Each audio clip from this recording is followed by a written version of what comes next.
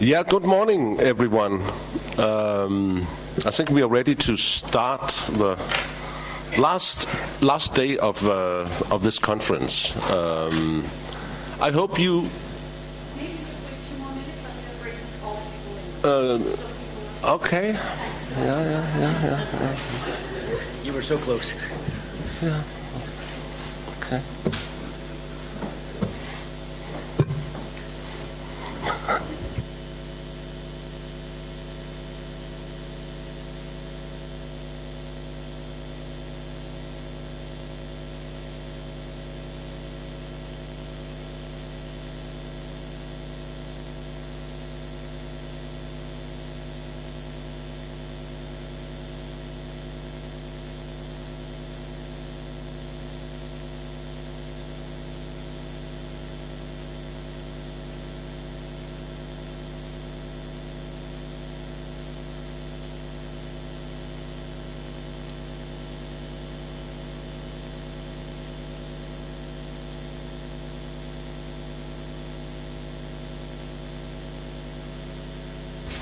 Okay, now I got the green light, so I guess we can start now. I hope you enjoyed the dinner. Those of you who participated, it was at least partly sponsored by my organization, just for you to know.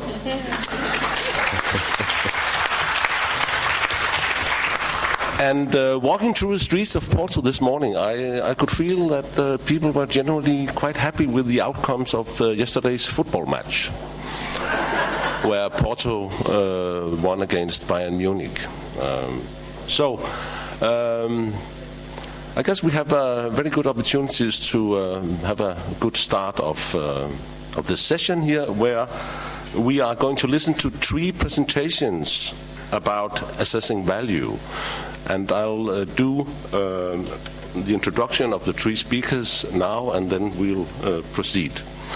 On my left side here, we have William Nixon, who is head of Digital Library Service at the University of Glasgow. Digital Library Services is responsible for the library web service, desktop support, library management system, and the ongoing developments of Enlighten, which is Glasgow's institutional repository service. William has worked with repositories for more than a decade and done a lot of presentations internationally. He has worked with ePrints services to embed altmetric data in the repository and led on the use of Enlighten for the university's selection of outputs for the UK National Research Excellence Framework.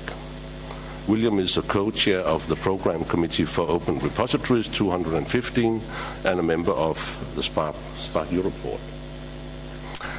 Yeah, and to my far left here, we have Stephanie Haustein. She is a postdoctoral researcher, Canadian Research Chair on the Transformations of Scholarly Communication at the University of Montreal.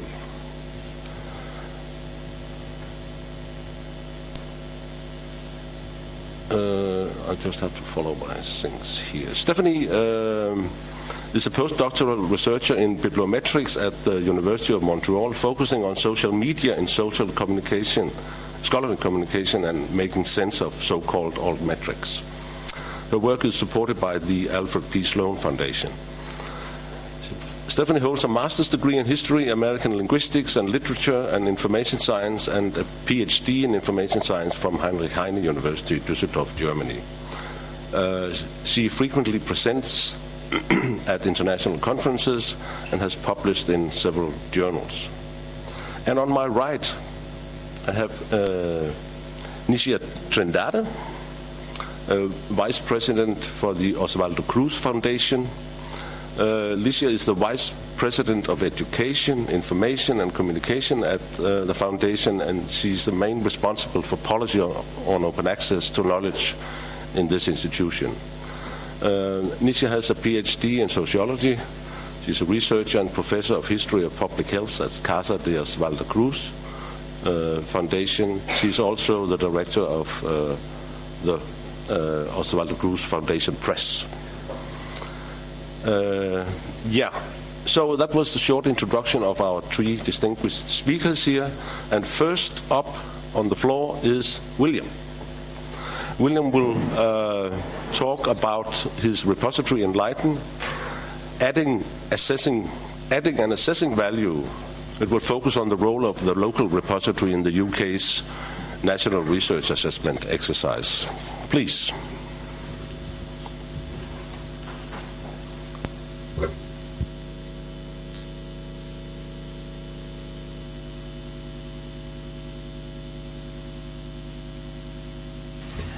Thank you very much, Lars, for that introduction, and thank you very much to colleagues in COAR and Porto here for that warm welcome and for the opportunity to present to you this morning. Glasgow University has recently become a member of COAR, and it's very exciting to be able to actually give back to start giving back to that community and to work with it. So we appreciate this. I'm going to talk today. Enlighten is the name of our institutional repository. I'm going to use the word repository occasionally during this presentation, but actually we don't find that word very helpful, and we don't use the word repository much when we talk with our academic colleagues and our institutions. And I realise that I am at a COAR meeting, but we find that actually that becomes a bit of a barrier, and people actually engage with it more as Enlighten and as a service, and that's something that I'm going to talk about. So I'm going to talk a little bit about sort of how we've used the repository for our national assessment exercise in the United Kingdom called the Research Excellence Framework, and the way in which we use that to embed the repository more clearly into sort of workflows with our academic colleagues, and also where we can see opportunities to add value for the repository, for the university, for our academic colleagues, and for the library. So this is the University of Glasgow, founded in 1451. Second oldest university in Scotland with 6,000 staff. We're in the top 1% of world universities and so on. So we're also part of the UK's Russell Group, okay? And the Russell Group are the 20 leading UK universities who receive about 2/3 of sort of research funding in the United Kingdom. So one of the things that is incredibly important for us is how we can actually maximise the impact of our research, how we can manage that research, and how we can improve and support the research performance for the university. So we've been looking at various kind of metrics. We do things with sort of bibliometrics with services like Insights. I'm not going to say really much about altmetrics at all, except that we're starting to have a look at that. And we're finding as well that our academic colleagues are turning to the library. The library is sort of the locus for much of this work.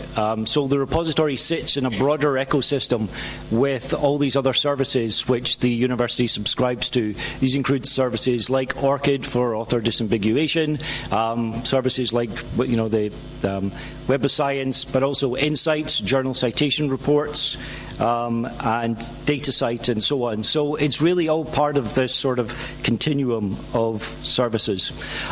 We have a university publications policy. I'm delighted to see that it is in RoarMap. It was approved in 2008. And mindful of Lars's comments yesterday, I think this is probably a soft policy, although it did say, but again, using language, we refer to it as a policy rather than a mandate. However, one of the sort of key drivers for this, and it was interesting when I was going back and having a look at it, it is about increasing the visibility. It's about capturing the full text of our publications, but it is also kind of embedded in this to look at ensuring our research outputs are prepared and curated in a way that maximises value they have to the university in terms of external exercises such as league tables and post the research excellence framework and so on. So again, sort of embedded into our publications policy was that. And I went back and I had a look because Lars's 15% figure was in my head as well. So even though it could be considered a soft policy, the library, the university has made a lot of investment in lowering barriers and looking at how we can increase the amount of full text and realize, the original reason, the raison d'etre, which Enlighten and our repositories were set up for, which is open access. And I looked at, so from 2013 onwards, about 27% of our content is currently full text. So at least we're batting above that 15%, but we're nowhere near, I think, yet fully realising our potential. But I think certainly for us in the UK, we're in a very exciting, transformative environment. I know people have commented about the RC UK sort of mandates, but between that and also as we look ahead to the next research excellence framework, which I'll talk about, these are sort of key drivers for open access and increasing the content and the full text and maximising that value. So, what is the research excellence framework, you ask yourselves? Well, you may not ask yourselves because it's it's the morning after the cruise before, but nonetheless, the REF. The REF is really important, okay? And it was the new system for assessing the quality of research in the UK run by the 4 higher funding agencies. There were 154 UK universities assessed, over 52,000 academic staff, nearly 200,000 outputs. Outputs were very important. The REF had various different configurations, but where and what you published accounted for 65% of the REF. Of the publications accounted for 65% of the overall score. And why does it matter? Well, it matters because it is about the allocation of the £2 billion per year of research to UK universities and how the funding councils can look at distributing those funds on the basis of quality, okay? And they do this through this research exercise, a framework. And as I say, the 2014 one replaced the one that we did in 2008, and it looked at the quality of our outputs, the impact we were having on society, and so on. So, as you can see, I think even just talking about these numbers, this is a very important exercise. How it worked. Yeah, it seemed like we were doing it for a very long time, and I went back and I had a look, and it turned out we were doing it for quite a long time. So it had 3 big phases: preparation, submission, and assessment. And the repository, I think, was particularly crucial. Enlighten was crucial in the preparation and the submission phase. Okay, so we used it for a local exercise, looking at assessing the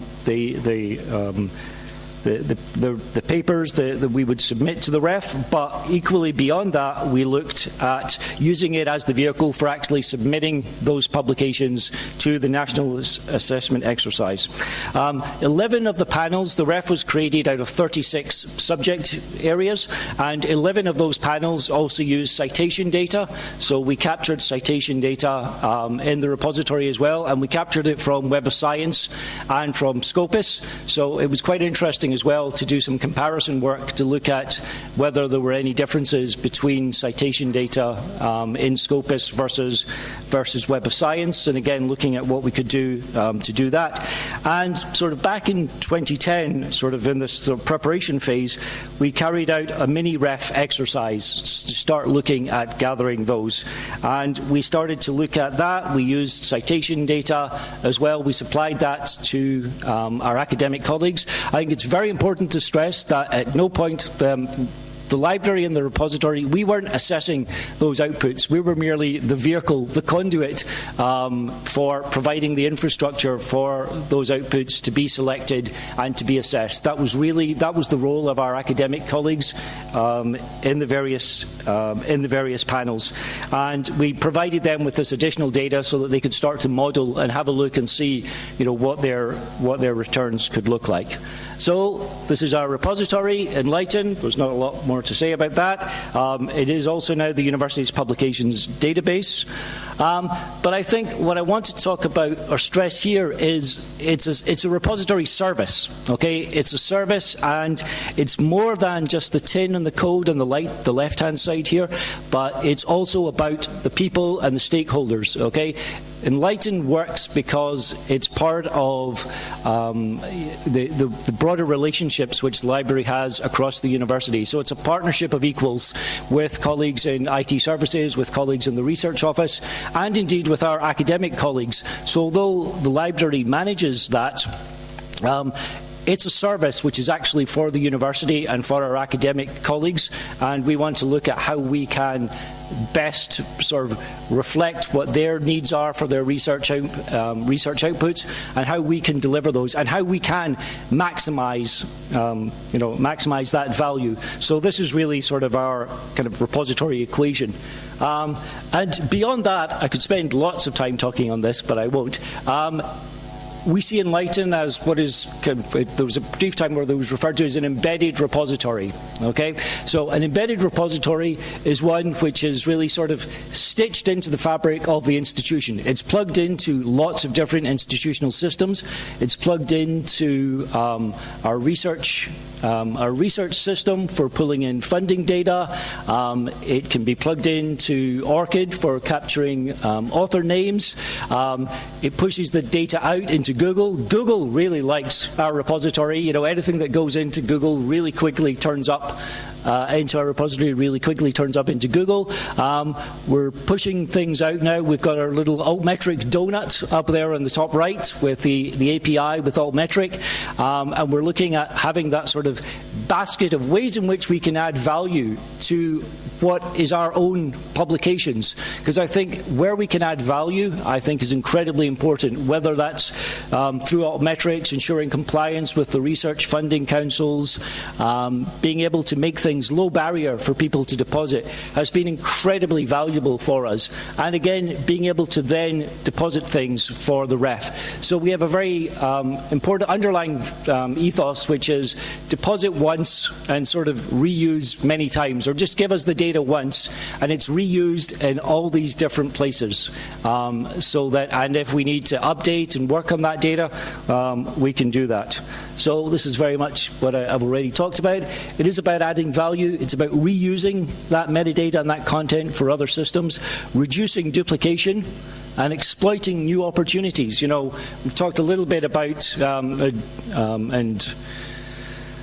John Wilbach was talking about, you know, his closed ecosystems versus open, and, you know, if we could actually unlock the full text of all of ours, you know, doing much more data mining, there's business intelligence opportunities. We feed into the key performance indicators for the university.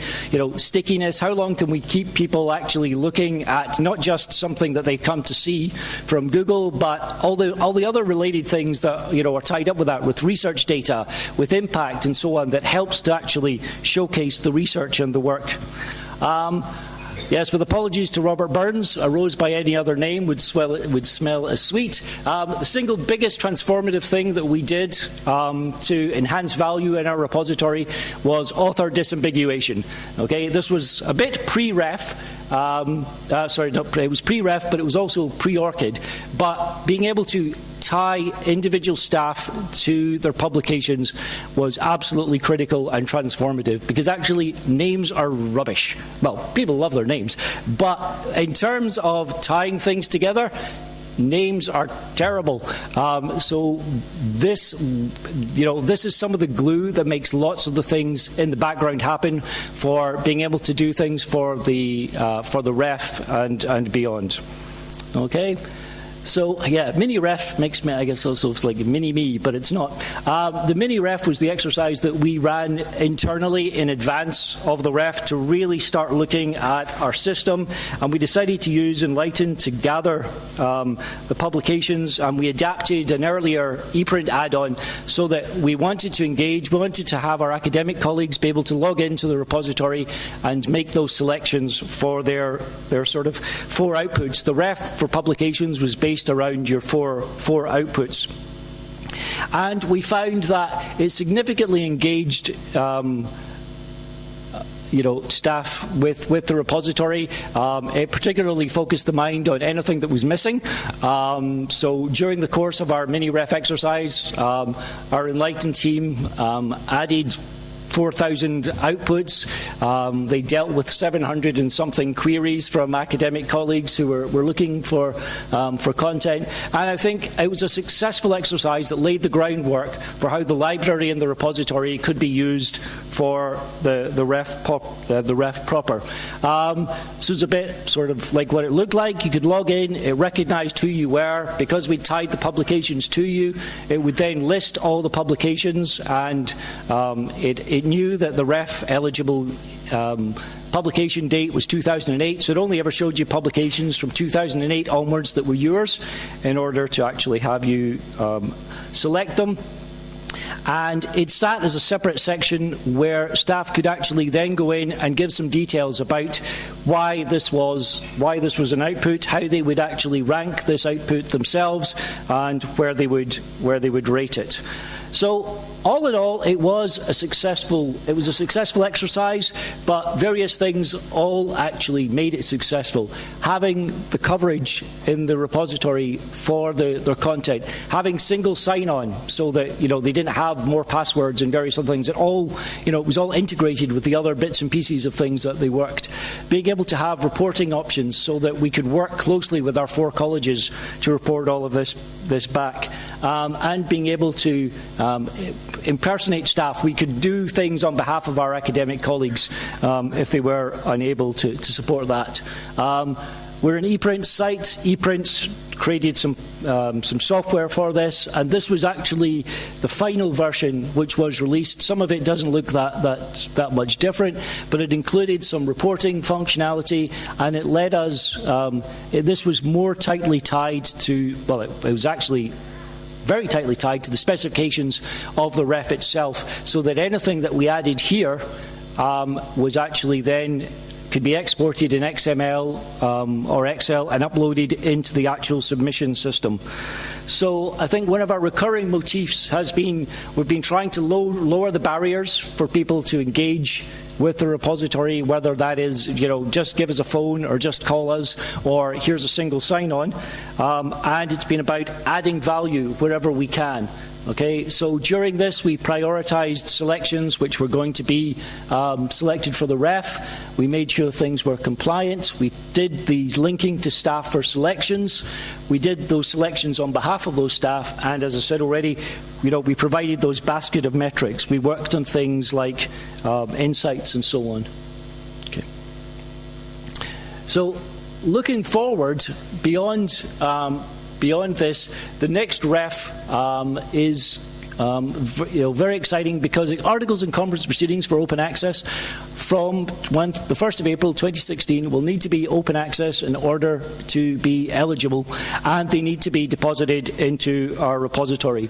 So this is the policy for open access, which was provided as a result of sort of the more recent REF, and as it says there in key points 2, the policy states that to be eligible for submission, the author's final peer-reviewed manuscripts must have been deposited in an institution or subject repository for deposit on acceptance for publication. So again, in sort of concert with the RC UK, these are some really major drivers in the UK, which we're seeing increasing compliance with full text and open access and so on.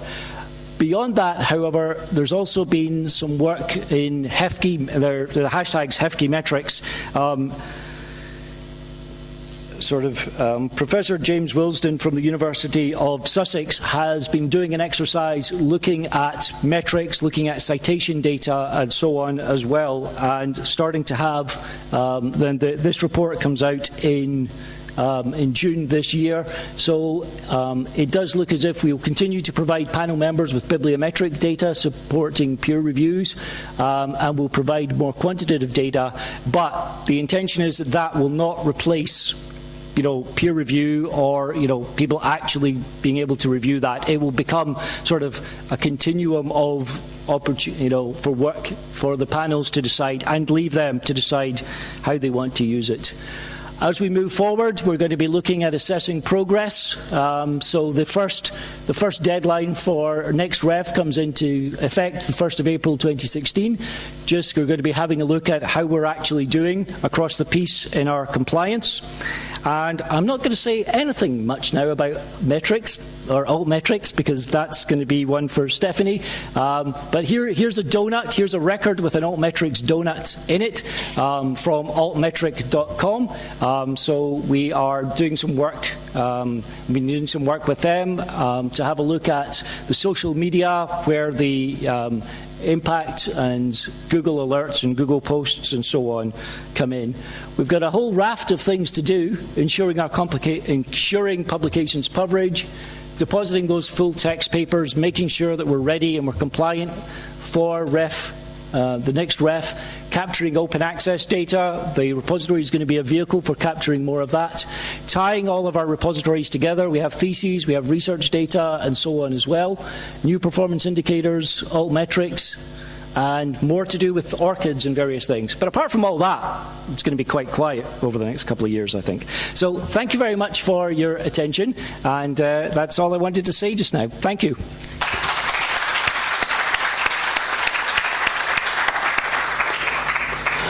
Thank you so much, William. We'll take questions after the three presentations. But yeah, the embedded repository, that's one to take back home. Now, Stephanie will be presenting. The title of her presentation is Scholarly Communication and Evaluation from Bibliometrics to Altmetrics.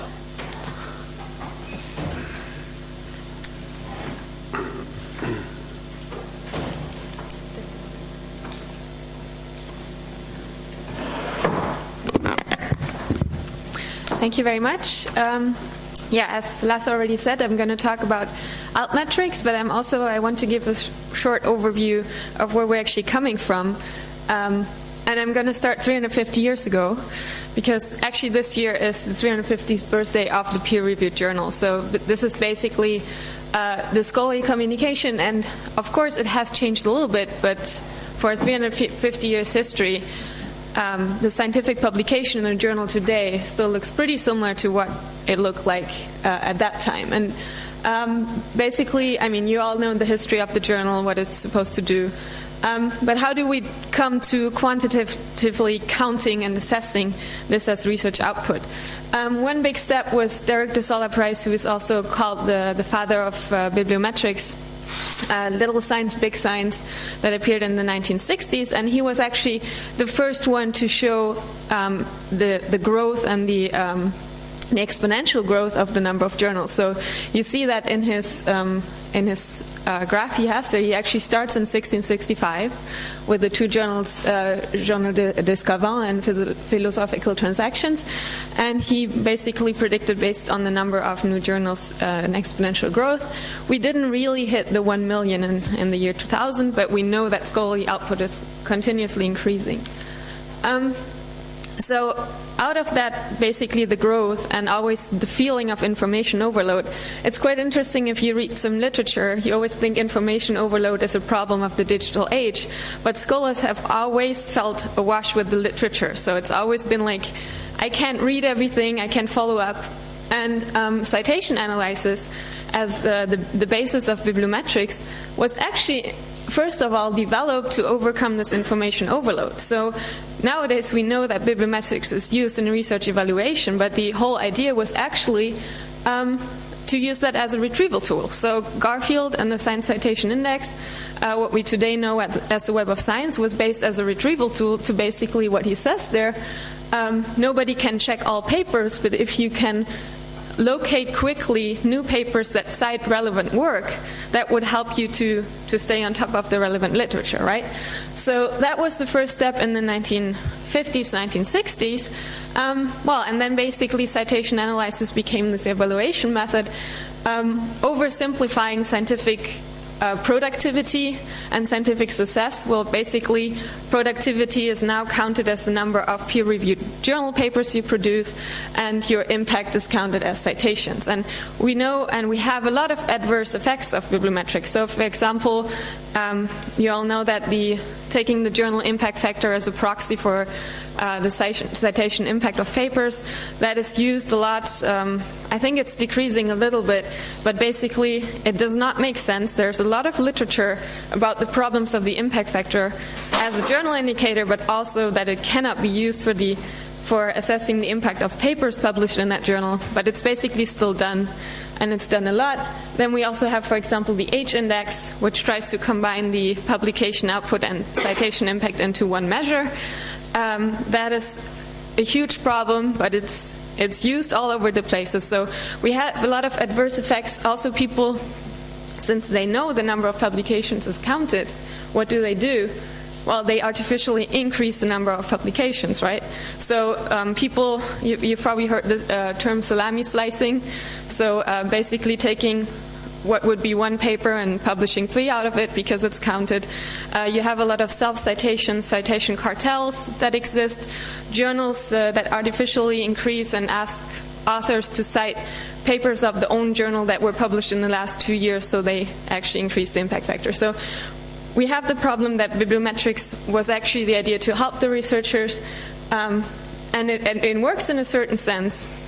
But of course, if there's a metric you're going to be measured after, and especially if it's only one metric, you're going to try to optimize it for you. So there are a lot of adverse effects. Then we have the digital revolution, basically changing, making everything digital and allowing for electronic publishing. This basically led to the acceleration of scientific publication. So everything is published faster. Now we have a lot of papers in repositories that are actually published before the actual the journal is published. So we have a lot of problems with also determining when a paper is actually published. But also this allowed for openness and the diversification of scholarly communication. And now we have open access and open science, which I think is really great. The Altmetrics manifesto, the idea of Altmetrics then came and says, well, now we have so much more and diverse output. We need new filters. So actually, again, the initial idea was comparably to bibliometrics, to overcome information overload. Because suddenly it's not only relevant to publish a journal article, but there are also blogs being published. Everything is happening faster. You have to keep track of data sets of the code that is being published. And the Altmetrics movement and Jason Preem and his colleagues were actually saying, well, we need new filters because citations are not working anymore. They're too slow. And also the other idea was, well, so they basically did this 2 steps at the time, what bibliometrics did one after the other, having new filters, overcoming information overload, but also assessing research impact and value. So the idea was, if we do not only count citations to scholarly peer-reviewed journal articles, we could also measure some broader impact. So the societal impact by, for example, counting the number of tweets and showing that a paper is used beyond the citing author community might be interesting. So basically this whole idea comes out of the criticism against this oversimplification of publication equals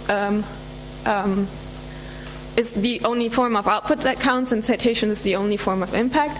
And the idea was to include all research products. So as I said before, a blog article will be counted if you are a computer scientist and you mainly publish code. You don't have to write a paper to talk about the software that you wrote, but we're actually going to count the software code, for example, on GitHub. Then the idea was also, if this could be counting impact, it might be happening earlier than the extra citation. We know that we have to wait 2-3 years, depending on the field, until something can actually be cited, until it's published.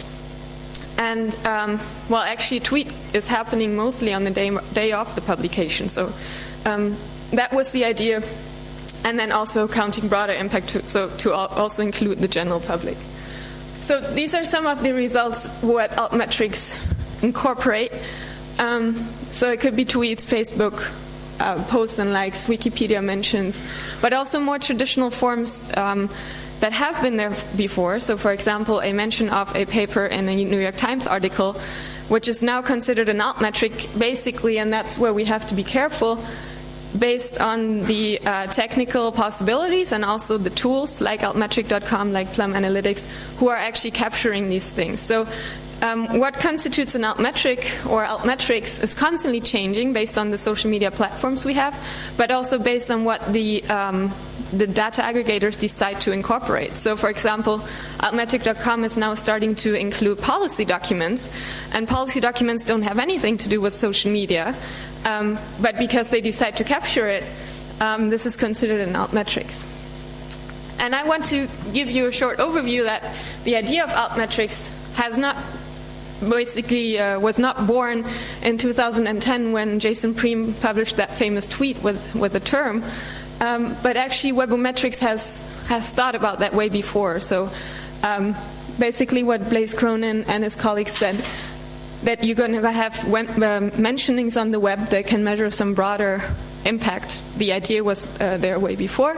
And just some differentiation between the plus article level metrics, ALM, and alt metrics. It's not the same. It sounds the same, that's why it's always confused. But article level metrics was plus was one of the first to incorporate that, and it's basically saying this is a level of aggregation. So they're counting indicators based on the article, not on the journal, and this included citations that we have known before, downloads, but also, and that's where altmetrics basically comes from, social media indicators like the number of readers on Conatia site you like, and nowadays Mendeley. Comments on platforms, so it was a mix of different indicators, different kind of indicators, but based on the article level. And that's where altmetrics comes from, and that is actually the alternative to citation metrics. And it has already been discussed that it's a pretty bad name, because some research has already shown it's not an alternative to citations. It can't replace citations. For example, the number of tweets are a pretty bad indicator of later citation impact. So it's been discussed that it's a good idea but a bad name. And I just want to give you an overview, because my background is bibliometrics, to put this in the whole framework. We have from Bjørnebaum and Ingversen this whole graph without altmetrics that basically says what are the different forms. And the whole thing is informetrics, basically metrics based on any kind of information. Bibliometrics is counting scholarly publication output. Scientometrics would also involve patents, for example, so broader than papers. Webometrics is basically collecting everything on the web. It doesn't have to be scholarly. And altmetrics is actually a proper subset of webometrics and scientometrics, because it's collecting on the web and it's scientific. We have actually said that, well, we shouldn't be using altmetrics because it's not a good alternative. So we started using social media metrics, but what I said before, this is not such a good name either, because it would only be based on social media, and the aggregators are trying to, or including now, newspaper articles and policy documents, and that's not social media anymore. So me and my colleagues just said, like, well, why don't we talk about scholarly metrics and stop finding an umbrella term of something that is very heterogeneous, ranging from a 140-character tweet to a recommendation on something like F1000. So we're just talking about scholarly metrics, and it includes citations, because we think some of those various metrics that you know as altmetrics are not so different from citations. So me and my colleagues Tim Bauman and Rodrigo Costas have started to discuss a little bit of theory behind this, and we basically list different kind of acts that happen online that lead to events that are basically used in metrics. And we do have citations in the same range of things, ranging from, well, basically Twitter to a mention in a policy document, because a citation can also just appear in the introduction and say, this person has done this study, which might not be that different from saying that on Twitter, but you could also have a citation that basically builds the whole methods of a paper of a previous on a previous work, and then we would actually incorporate that of saying you're applying this data, and this can happen as well on some social media platforms. So actually, all those acts are not that different. There's a different level of engagement, but not because it's happening on social media. It's more or less engagement than citations. So what I'm doing with my colleagues in Montreal is actually research on altmetrics, and I know I'm repeating the word that I don't like. And we try to find out what they actually mean. And they have been claimed to measure societal impact or scientific impact broader and faster, but this has not been validated. So that's actually what we're trying to find out with empirical research. And this is just an overview of Mendeley and Twitter are right now the sources of data related to scientific papers on social media that are actually creating the most events. This is also based on whoever has an API. So Mendeley is being counted as an altmetric because they provide the data. The same goes for Twitter. So just an overview to give you some examples of the research that is being done. You see that, for example, for Mendeley, the number of papers that are saved by users on a Mendeley differs, and that depends on the discipline and also the publication year. So we know, for example, that biomedical papers are more likely to be on Mendeley, and also more recent papers. So you have to be careful if you use that for any kind of metric. For Twitter, it's increasing, but it's still kind of low. So we know now about 20% of recent papers, which means 2012, have at least one tweet. But 80% won't ever be on Twitter. So this is not such a good predictor. It's much lower than citations. We recently published in PLOS ONE. So we basically compared what we know for citations, different behavior. We looked at that for various altmetrics. And one of those really interesting findings, I thought, was this. We looked at the document type, and we know from citations that reviews and articles get the highest number of citations because that's actually the scholarly content. And then there are other document types that are actually called non-citable items because they're hardly cited. And you see that for Twitter, it's actually the opposite. So the number of tweets per paper is highest for news items and editorial material, and reviews and articles follow after. And this actually shows, well, that's what is retweeted or tweeted on social media is already condensed. Maybe also the general public is able to read editorial material in news items, but not the latest research paper on high energy physics or something like that. So you already see that there's a large difference between tweets and citations. The same goes for other alt metrics or social media metrics. Actually, what's happening there, so if you include all papers from 2012, you see that Mendeley is highest, and Mendeley is even higher than citations for the most recent papers, which, I mean, the academic background of people using altmetrics makes it actually quite interesting, maybe as an early indicator for later citations. But Twitter, hardly happening, but among those it's actually the highest as well among the 5. So of course mainstream media, like I mentioned, New York Times and a blog post are really sparse. It's not happening to a great share of papers. We also look what we do to see if this is different from or the same as citations. We correlate, and basically this shows that Mendeley correlates moderately positively with citations, but basically for the other altmetrics it shows it's not a good predictor of later citation impact. And this is also due to, if you look at some of the really highly tweeted papers, so you look at the title and you think like, wow, this sounds like a hardcore physics paper here, and it received 4,500 tweets, and you wonder why. Wow, this must have had a huge impact. But this is because you look at the abstract, and the abstract is probably not.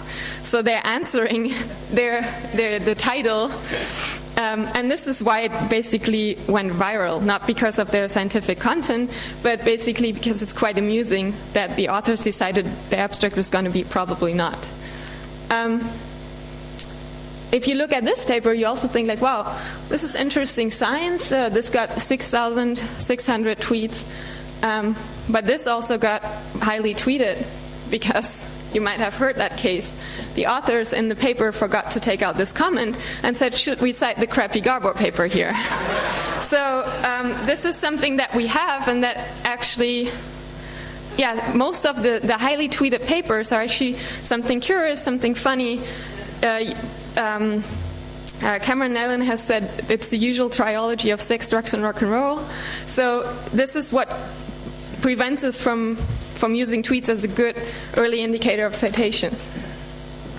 So what we're doing now in the research is we're looking closer at the tweet content, And we've said, we also found actually there are a lot of bots. For example, we found bots that basically take the archive RSS feed and they just put it on Twitter. So we're counting each, and altmetric.com and all the other aggregators are counting each tweet as impact. But I would argue if there's a bot that just publishes the RSS feed, and most of the bots don't even have followers, so nobody's listening, this is not impact.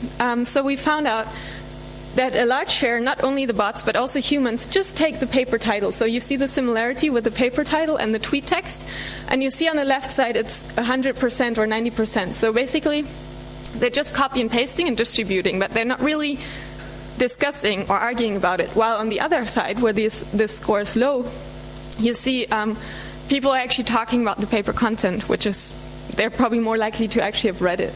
So we're trying to use this as an indicator of engagement with the paper.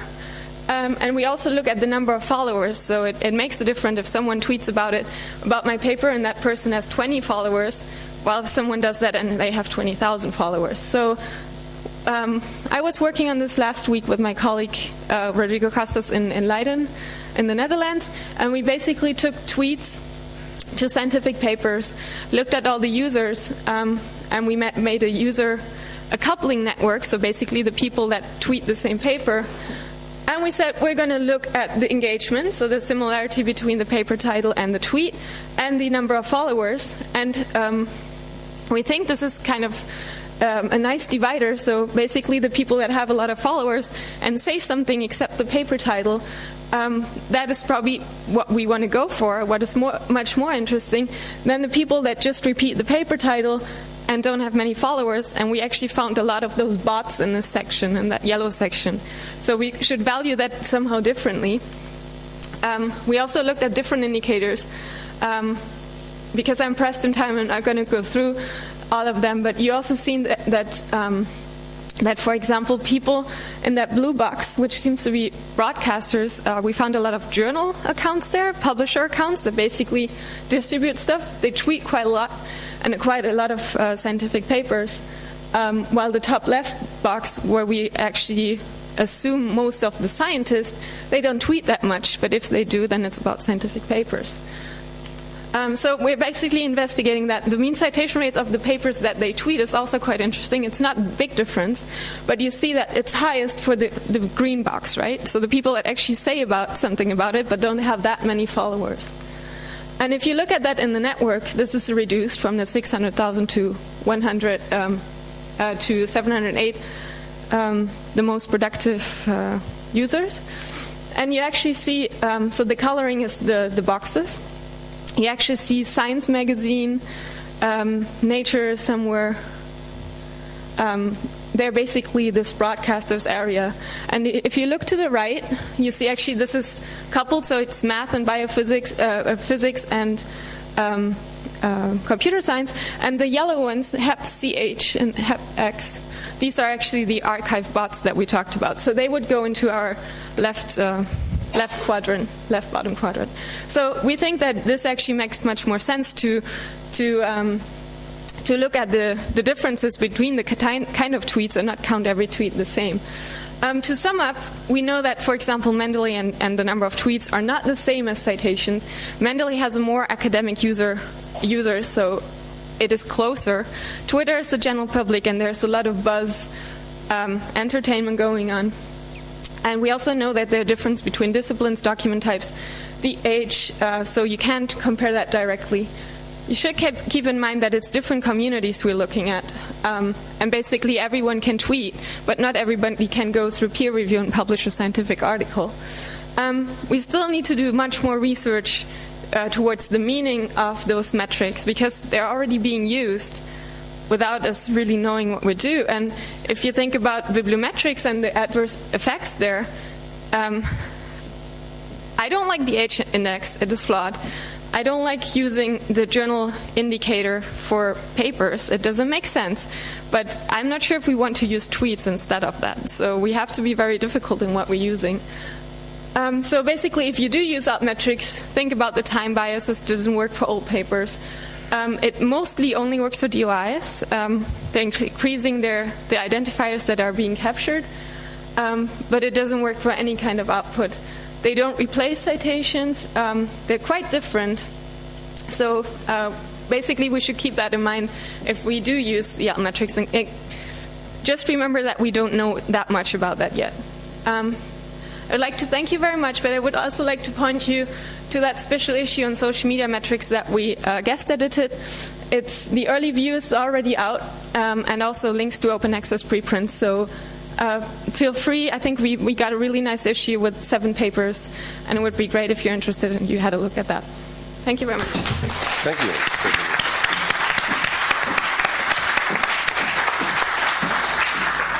Yeah, social media metrics. We are learning all the time here. Great. Next up is Licia. And you have given your presentation the title Research Assessment as per the Brazilian Experience.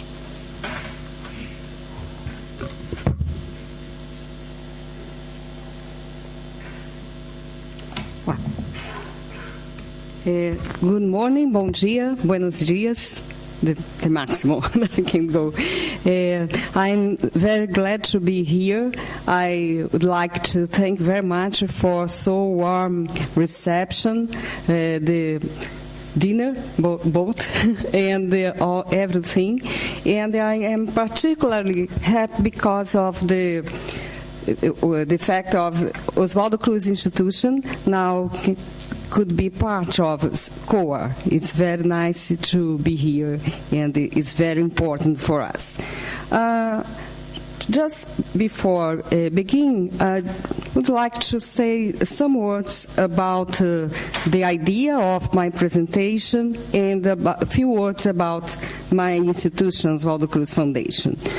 First, my idea here is to put the discussion about research assessment in a broader, larger environment. And the specific point is how researchers, information community, librarians in some fields in Brazil are discussing the problem of research assessment.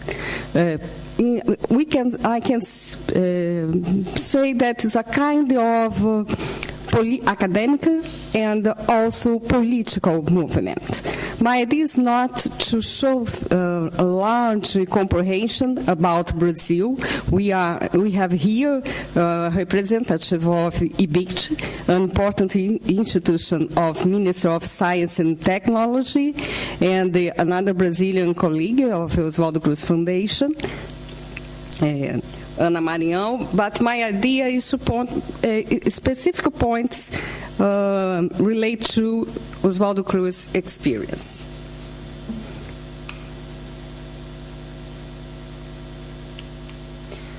Well, it's very interesting to think about the topics discussed before by my colleagues.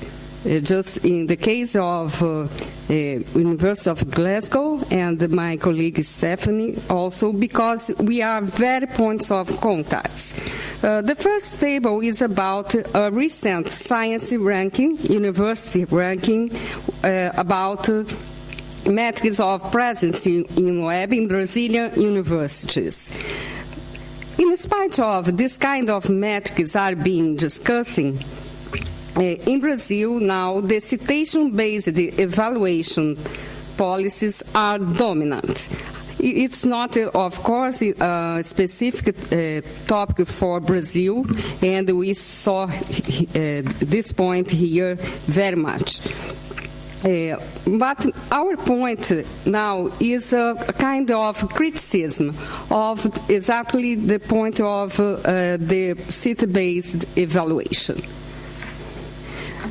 We can see this point, I think, maybe because of my background, in a historical and a perspective of social studies of science. And it's interesting, after listening for Stephanie's presentation, we know that's the point of the seated-based evaluation are very discussing in all over the world, but in terms of historical perspective, it's important to see that the based seated evaluation are not a natural process. And the first remark is to point in a historical perspective. So, in the last 4 decades, the evaluation of scientific research has undergone deep transformations.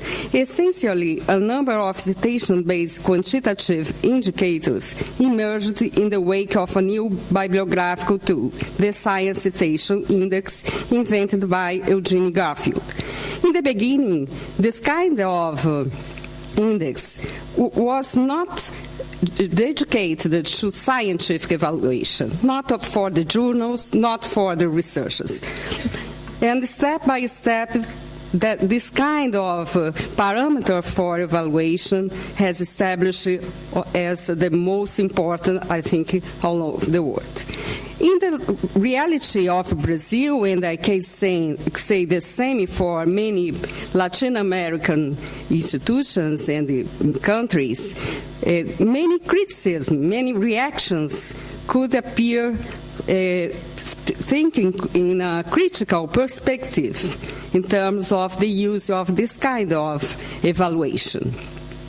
First, the social sciences community and also the public health and the other applied fields of knowledge was the leader of this process of critics. But we know that recently the same kind of criticism are pointed out by any fields, any disciplines, as we could see in the San Francisco Declaration on research assessment, the famous DORA.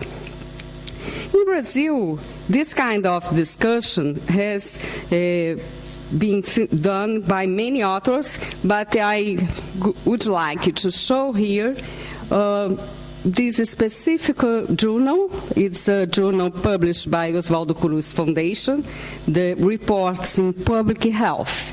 We have a special issue dedicated to the discussion of the parameters for scientific evaluation, the use of based seated evaluation, and the problems already mentioned here about his impact in terms of mistakes, frauds, but especially in terms of restrict the impact of the science, the real impact of the science. So this is an open access journal. You can see this issue was published in September 2013, but we have many other articles about the same subject. And we had a very intense debate provoked by this article.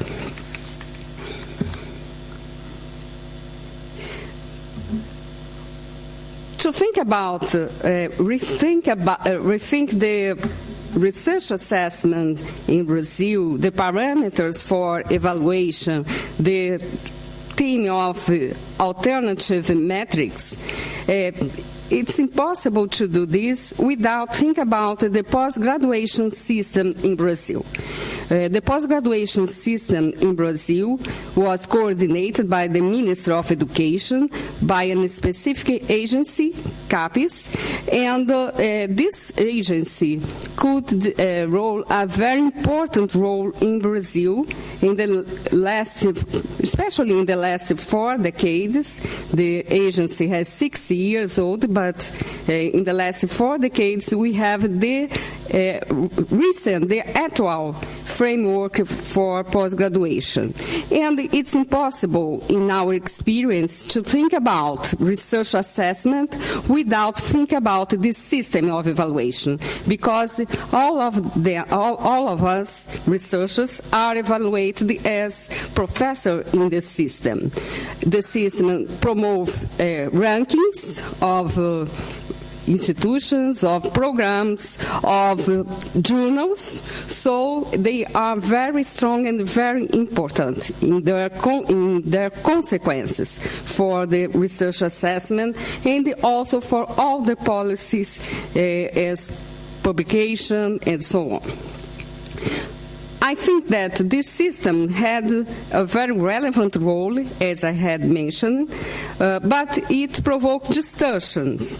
These distortions are related exactly with the fact that in the case of journals evaluation, for instance, that provided different conceptualization, a ranking of the most important, the less important, that motivated the exercise of interdisciplinarity, because different fields of knowledge in Brazil promotes different degrees in this national ranking. So you can imagine, I am a social scientist. I work in an institution of biomedical and public health. If I publish in a very important journal in the public health field, I can be not so well evaluated in many moments. So it's a very important problem in Brazil. Now, the National Plan of Graduate Studies for the 2010 until 2012 recognizes the need of changes in the system, proposes the adequacy of the assessment methodology to new tendencies, but with just including social impact, like Stefan had mentioned, all the products of science, but we are not very sure about this direction. The main point that I would like to stress here is a more general criticism, not only to think about alternative metrics. I think that is important, but maybe we have to think about the basis of this system of evaluation. And here I bring a very short quote by an Argentine and Venezuelan social anthropologist, Ebi Vessuri, who remarks, building national scientific communities as an instrument of modernization and national development has been a constant theme in Latin America, but the implementation of citation-based evaluation policies has tended to work against development. Why? Because we have pressure by many times not very clear idea of what is internalization, what is the right direction for our work. So I think that's an important point, not only for Brazilian historians, but for many, many countries, especially Latin American countries. And the real space to be international is not a very easy thing to see, and maybe it can be just promote many distortions in our scientific policies. Well, in this environment, very general, what is the role of open access policies? I think that this meeting here is a very good example for me for this point, that the question is not why open access, but how and especially for what. And in our institution, the comprehension about the open access policies was just that open access policies is very important just to promote more equal basis, to promote more right way, I don't know how to say this very well, but coherent way just to improve our science, our social communication of our science, to link the scientific community with the society, and even for the internalization process. Well, in this general vision, open access is crucial just also in terms of research assessment, because we allow the check and the recheck of the contents, and we think that is very important. So, coherent with this general movement, Oswaldo Cruz Foundation, which is the main biomedical and the public health institution of Ministry of Health, Ministério da Saúde in Brazil, decided to establish its policy on open access knowledge. Of course, we are not the first one. Important remark about Brazil is that we have a lot of interaction and learning, especially with University of Minho, in a process very large in Brazil. We had previous experience with a kind of, we can say, golden road for open access, that is the portal Cielo, an open access portal, journals for Brazil and other journals of Latin America. But when we began our policy in Fiocruz, we had very clear the idea of connecting this policy with a critical perspective just to improve Brazilian and specifically the scientific production of Fiocruz, Oswaldo Cruz Foundation. So, I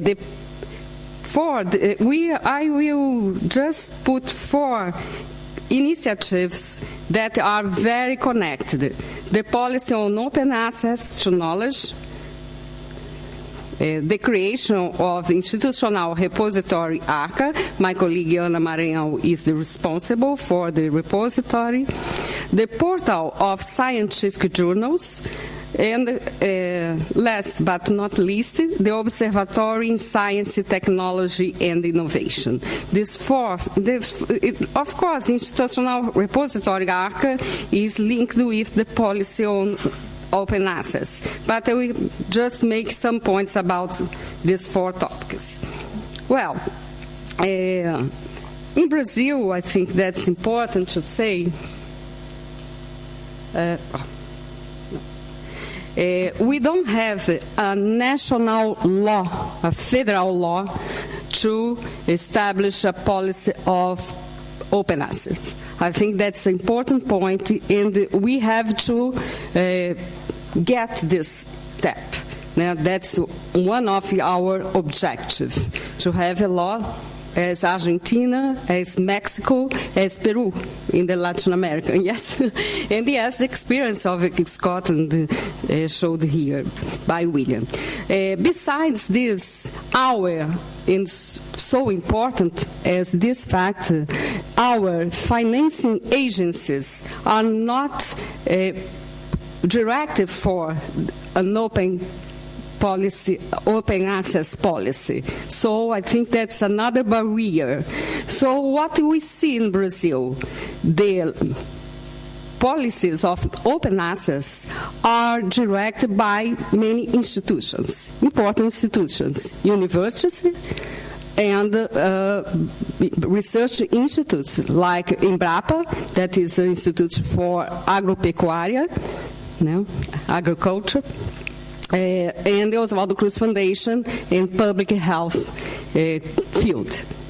But we think that without policy, especially in terms of the funding agencies, we have a weak basis for a real policy for open access. So that's an important point for us.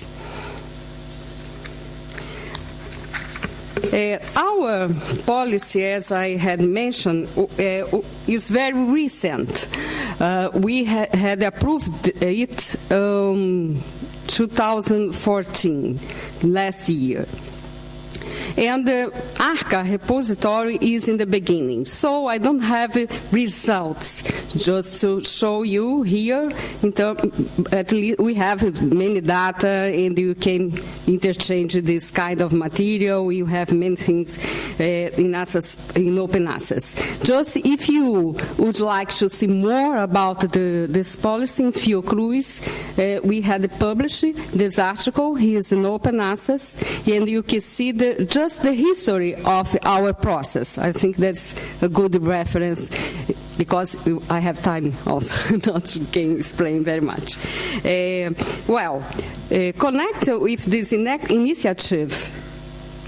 In March this year, we launched the portal of scientific journals of Fiocruz. We have these 7 journals published by our institution. This portal of scientific journals in Portuguese, periódicos, né, Fiocruz. You can see the main information about this initiative and about our political and academic debate about this subject. Here we have an interview by Eloy, our coordinator, and I think that's interesting because Eloy point in this interview, his open access, you can read it, many important points. We think that this initiative put together the green road and the gold road, as Catherine had mentioned yesterday. And the point here is just to improve now our journal in this time when some directions is not evaluating, in my perspective, in the right way, the theme of scientific evaluation. And so I think that's a very important point mentioned by Eloy, and I will reproduce here.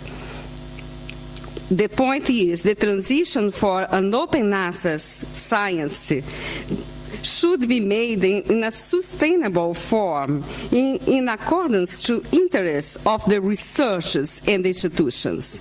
Because at the other side, we have the problem of the big publishers' interests that not are directed for our proposals. And the last initiative that is just in beginning is the creation of an observatory for research, technological development, and innovation. We have 7 categories of indicators, think and topics: demographic, bibliometric, technological development, collaboration networks, metrics of the presence of the web, and so our very close relationship with what Stephen mentioned, social impact and learning. In the last week, we promoted a seminar about education, open educational resource. So that's one topic very important for us too. So, what I would like to point here in this presentation, just the links between the open access policies, the problem of research assessment, and a general policy for publication, research, and post-graduation Brazil. In our experience, to put these things together is essential for direction in terms of the interests of the country, of the institutions, of the researchers. And I would like, in the end, just to propose that this kind of interconnection could be discussed and improved in our agenda. I think that's very important for us. So I just like to thank very much sorry for the bad English. If in the comments I can ask for help of Brazilian Portuguese fellows, or as Beatles said, I can go with the little help of my friends. Thank you.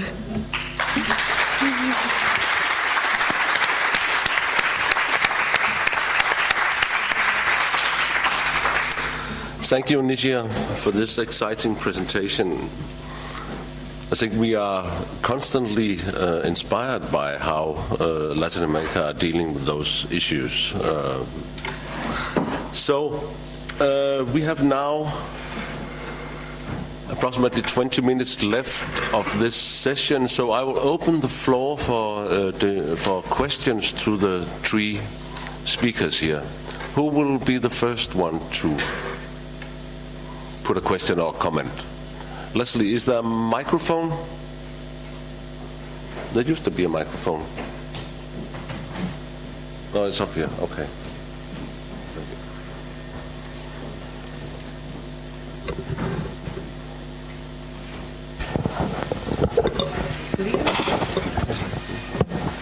Thanks, everyone, for very interesting presentations.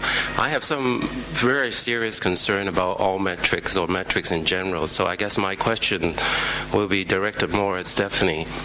So I think we all have problems with Thomson Reuters journal impact factors, not only because it's methodologically unsound, but because it's owned by a company that created a monopoly and created a metrics that is imposing undue unfairness on the rest of the world outside of the Euro-American zone.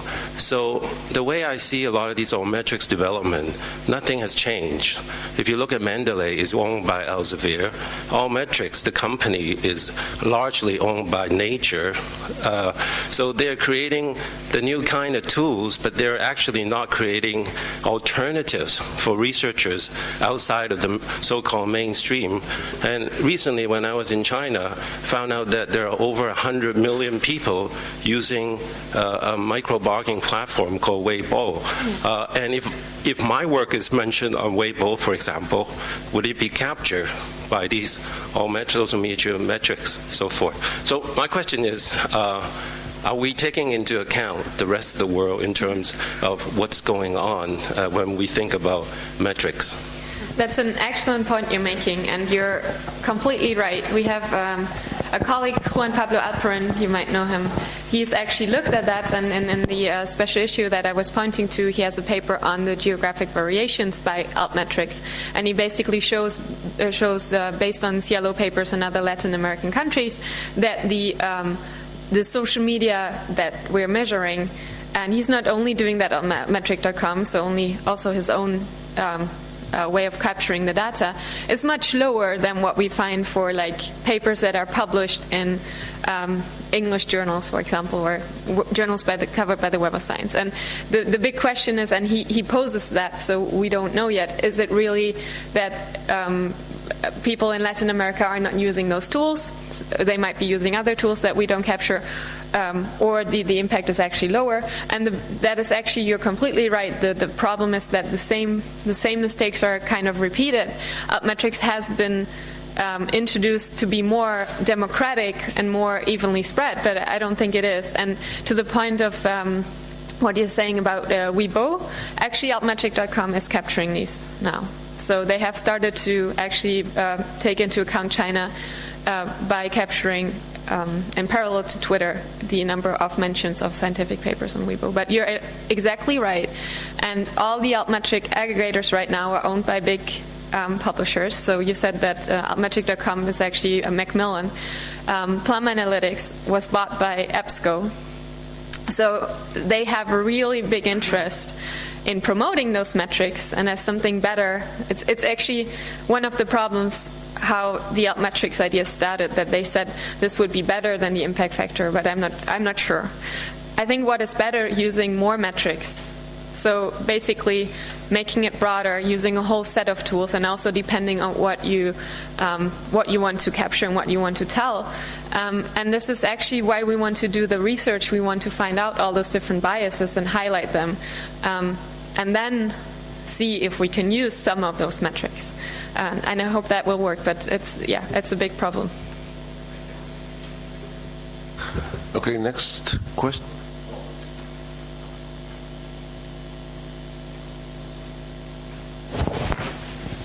Thank you. Nishi, I have a question to you with respect to research assessment. Having been a university librarian and being now vice president of university, part of my role is to assess research. So I'm in a dilemma because everybody recognizes that the current system is not good, is not appropriate, is not fine. So what we usually do is 2 times a year we are opening up for our researchers to apply for, let's say, an additional percentage of their salary, a bonus. That might be the case at many other institutions as well. I don't know what it is. And what they usually do, they give their publication lists and an overview of their third-party grants. And that's the main factor for research assessment. And then you have another category that is teaching. We did not talk about teaching, but that's another category. And then there are other categories, so how active you are in administration and so on as dean and other activities. Now, when we as presidential board, advised by a committee of scientists of the university, look at the criteria and the publication lists, oh yes, there's a Nature paper, and the problem is we are moving in an existing system, and always when I mention to my colleagues at my own university, but also when we talk about it at the German Rectors Council with other colleagues, they are not against change. I mean, there are people against change, but I would say there are quite a number who are not against change. The problem is, the immediate question I receive is, where will we change? So what will be the system that will replace the current one? Is there a system that works? Is it proved? How can we apply it? We need to change our processes at the university, because what we receive in advance of an assessment is data that is prepared by the controlling unit of our university and that has a publication list that is informed by research information system and other information systems we have. So as long, I'm afraid, and that's a problem for me, knowing all the problems, as long as we don't have a system in place that works better, more appropriate, I don't see a way forward. And the next question, of course, is how do we get to this new system? There's technology outside. We see the potential of various metrics, maybe not alt metrics, but other metrics. But who will carry this forward? Our scientists tell us, well, we need to do this because you can't do this. Anyway, they are not happy about presidential board assessing them anyway, but I mean, they want to do this in order to receive a bonus. The funders always refer to the scientists and say, well, yes, we would be happy as a funder, but you as the scientific communities, with all your specifics, you need to define what it is. And I'm not aware of a scientific community that is seriously pursuing an attempt to really create alternative metrics, because I think it will only be accepted if it comes out of the scientific communities. And in a sense, it's not their responsibility, it's not their tasks. They have other tasks to do than just thinking about new metrics. And in Europe, we had discussions at the European Research Council, partly with the European Commission, thinking about new criteria. And a few researchers and scientists went into the endeavor and tried to do something, and they were severely criticized by the majority of other researchers and scientists, because in general, they don't like research assessment. That's the truth.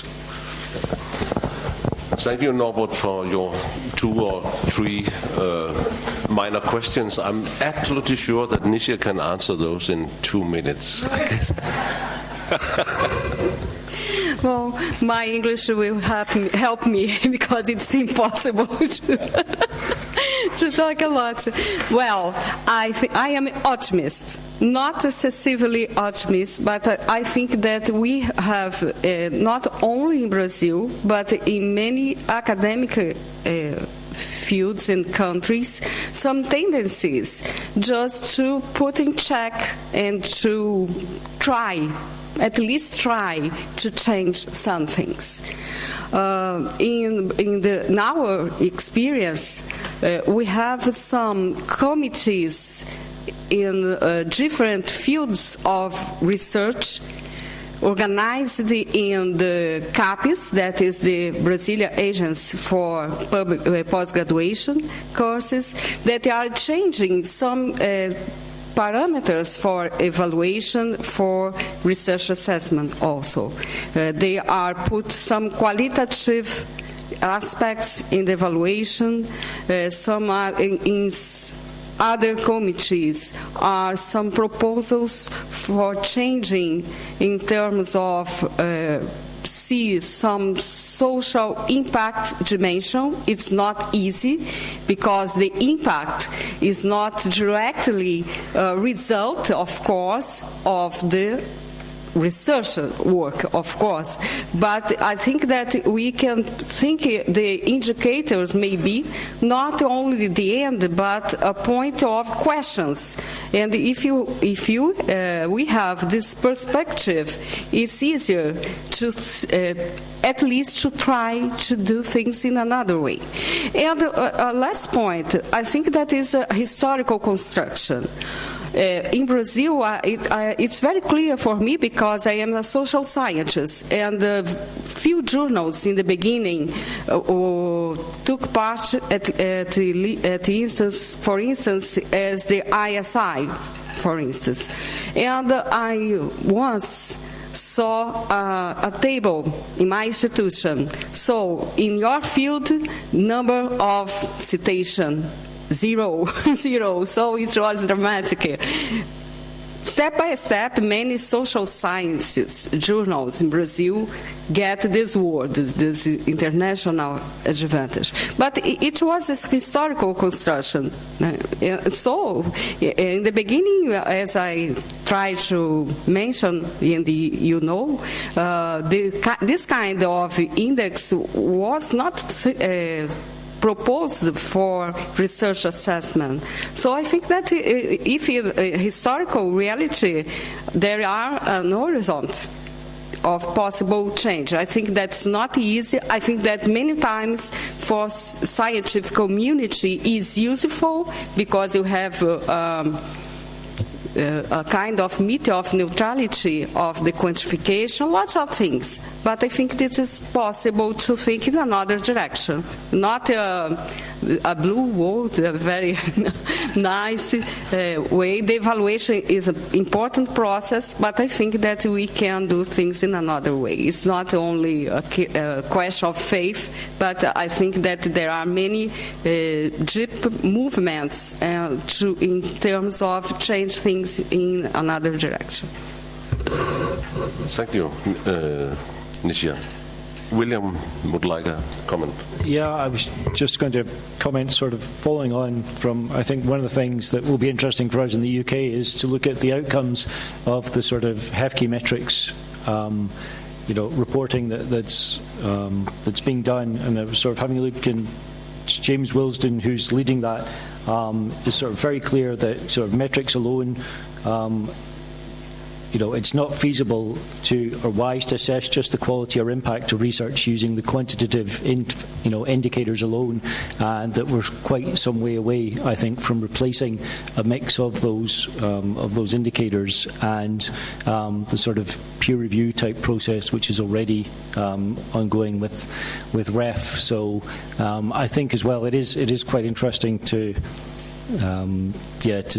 sort of for us as a community to explore what ways there could be to assess those further. But I think certainly it will be interesting, I think both for the UK and beyond, just to see what the outcomes of the metrics assessment in the UK is like, because we had already had a look, and when you'd used the citation data in the REF, that was intended to be complementary to that. The panels were given very clear guidance that they couldn't base the reviewing of the papers just on the citation data alone. Thank you, William. Eloy is next.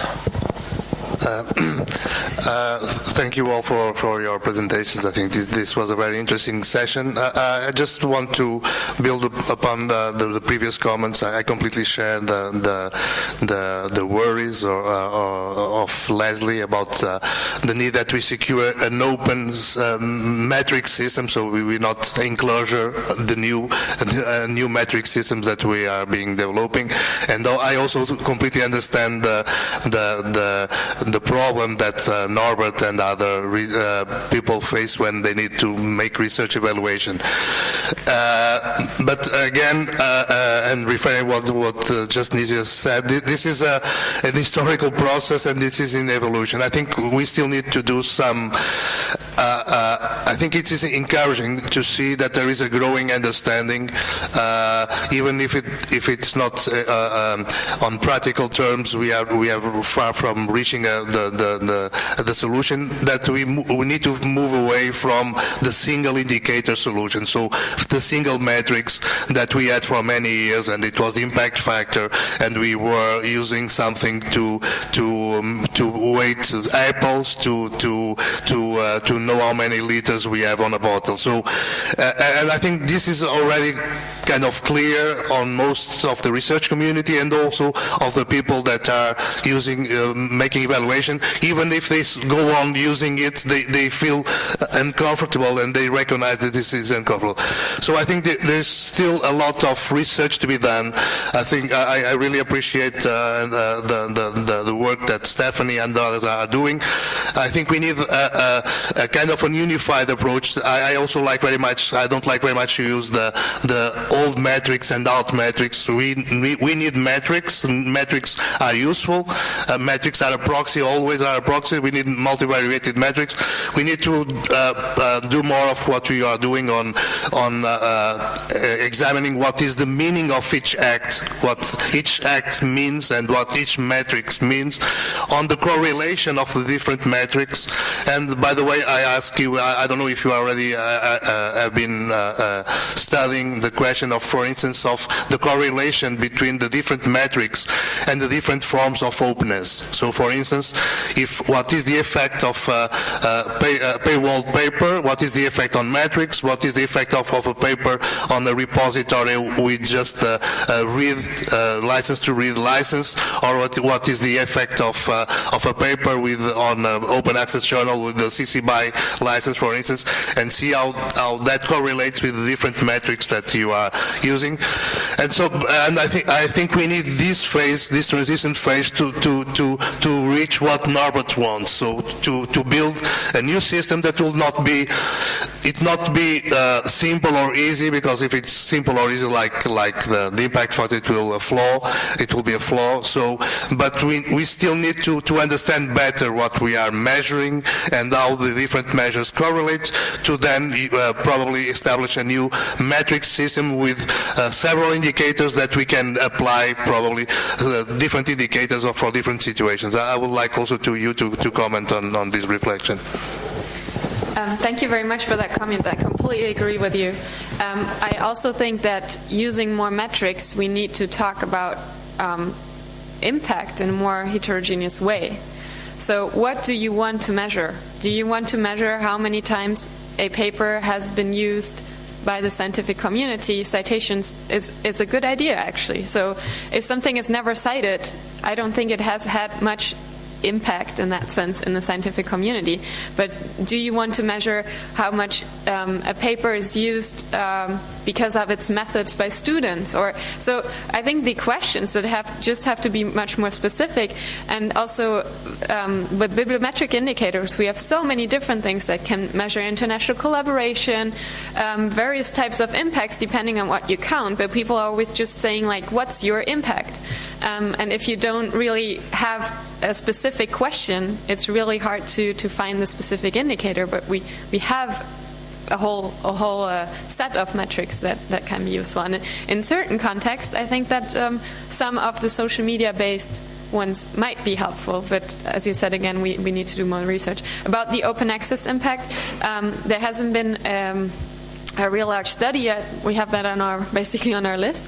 But altmetric.com has a blog, and UNAID has looked at that, and he found a very positive impact between the various social media metrics and open access availability. And yeah.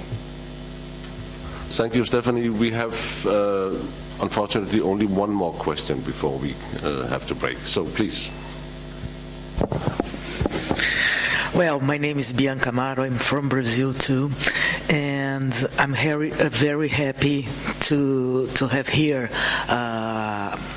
Oswaldo Cruz Institution, because it is one of the most important institutions of research from Brazil.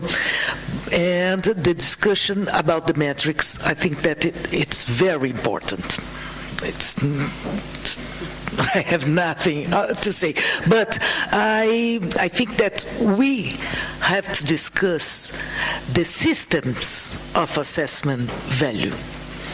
The metrics also, sure, but the systems we have, because in Brazil we have a system that is very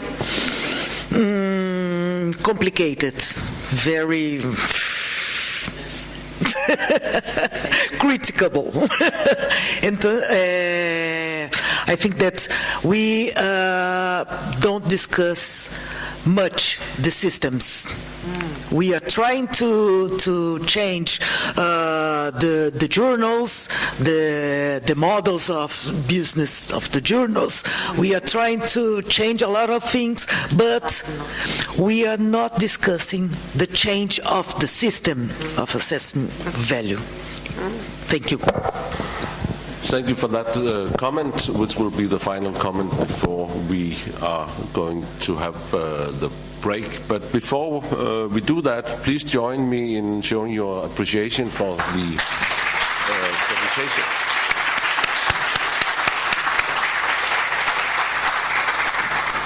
And Nisha, present, Stephanie, and William. Yeah, thank you for attending the session. We will be back at 11 o'clock for the final keynote, right? Yes, absolutely. Just a couple of housekeeping things. If you're staying for the COAR meetings later this afternoon, they will be at the rectory where we had the original meetings, and there will be 3 working group meetings there, controlled vocabulary, training and education, and usage statistics. So Jochen, Irina, and Daniel will be leading those discussions, and you're welcome to join. Once you arrive at the rectory, we'll show you which rooms to go to. And the other meeting that is taking place there is the Aligning Repository meeting at 2 o'clock. So enjoy the break, and we'll see you at 11.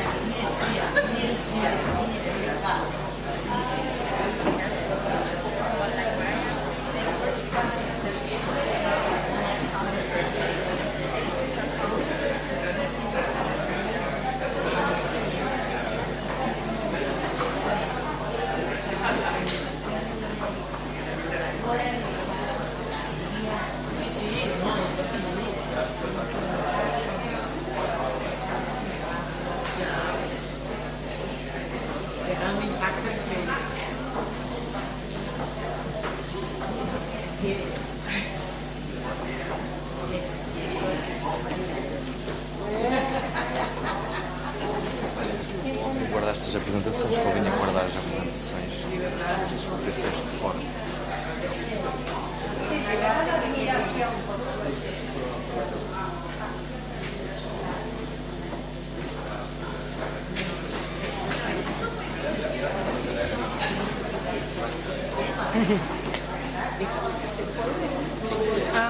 Will you use it here? Yes. Okay, so sí.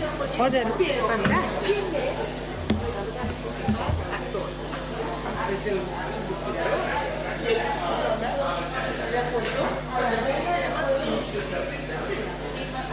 What do you have? ¿Qué tengo que tener para hacer eso? Tengo que comprar esto. Ah, eso. I need that. Específico VGA para Samsung. VGA para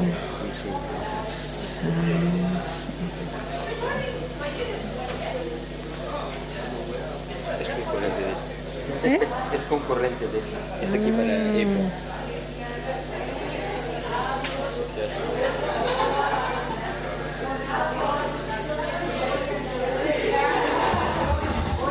fantástico.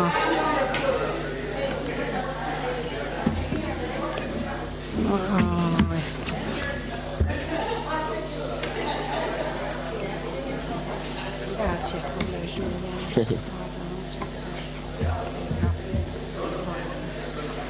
Okay.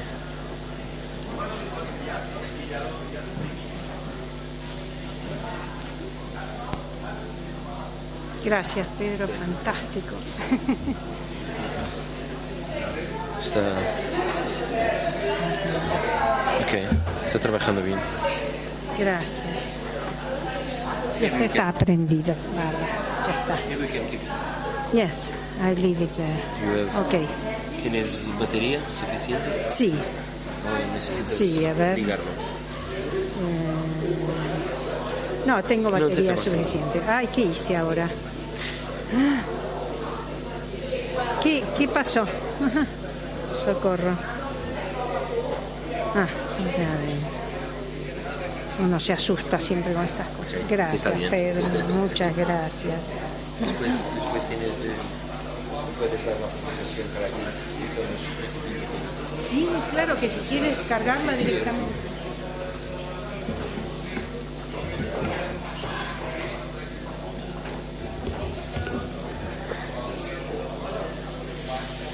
Se pone así. ¿Qué es eso? Porque está aquí al máximo. Porque eso transforma las dimensiones. Pero no hay problema para... No hay problema para el PowerPoint cuando estás presentando. Porque eso transforma la... Está con 320%.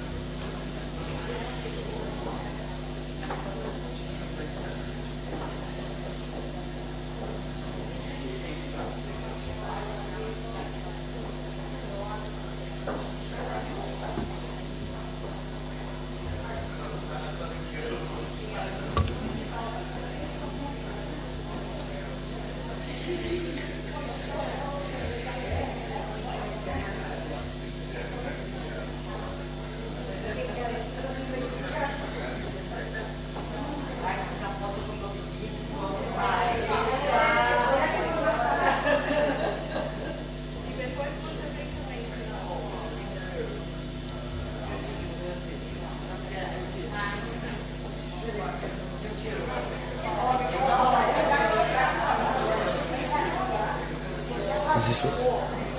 ¿Hice algo mal? No, yo aquí hay cerrado la presentación. Es esta, ¿no? Sí. ¿Es esta? COAR-SPARC. Okay. Sí. Gracias. ¿Es esta aquí? Sí, es correcta. Porque yo hay cerrados en...